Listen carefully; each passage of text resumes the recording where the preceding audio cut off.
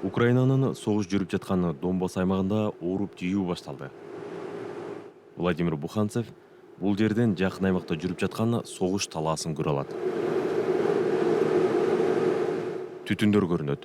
Кийин учактарды көрдүк.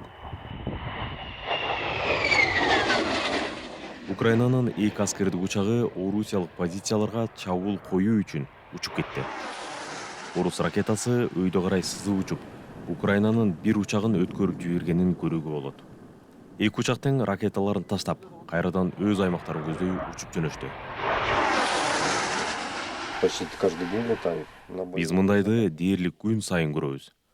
Учкучтар өз ишин, биз өзүбүздүн ишибизди кылып жатабыз.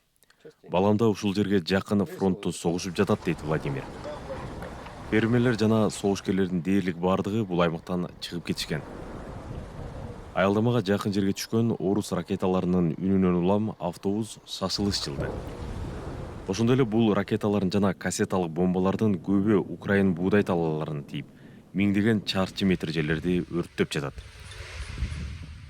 Бул дыйкандар жана Украинанын түшүмүнө муктаж дүйнө үчүн дагы бир кыйынчылык жаратууда. Ну, чтобы понять, какая глубина, надо залезть. Фермер Сергей Куриный бизди бомба түшкөн жерине алып барды. Ал өзүнүн буудайын жана күн карамасынын түшүмүн дээрлик бардыгын экспортточу. Бирок согуштан улам анын иши токтоду. Ал бизге өзүнүн чарбасына келтирилген зыяндарды тартып алган сүрөт, видеолорунан көрсөттү. Вот этот навес был, все улетело. Бул жерде дагы бир башка бомбадан улам уйлар кырылды. Айткандай, биз алыстан дагы бир нечесинин добушун угуп жатабыз. Беспокоит то, что... Бул жерде бүгүн абал тынч эмес.